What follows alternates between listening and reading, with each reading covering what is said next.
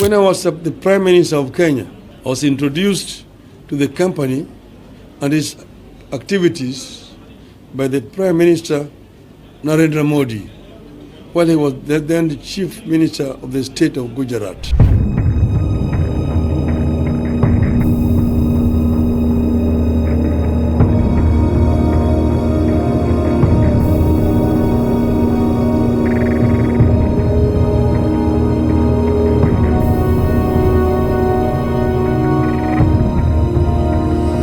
I mean, tell me, Ayub, how can Kenyans not be worried that one company is taking over your airports, is taking over your airstrips, it's intending to take over the port of Mombasa, it's taken over Ketraco, it's taking over KenGen, it is taking over Geothermal Development Corporation, it's taking over Turkana Wind, and most probably Kenya Oil and Minerals. How can that not be state capture?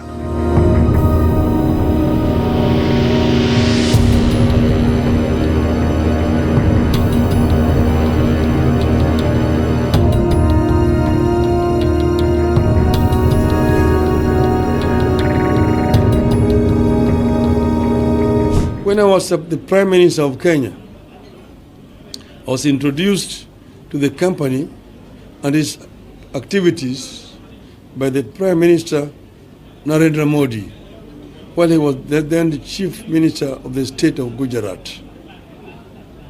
Indeed, Prime Minister Modi organized for a Kenya government mission to visit Gujarat, and I had the opportunity to visit this company's infrastructure projects in that state that included a port, a power plant, a railway line, and an airstrip developed out of what was a swamp donated by the government of India.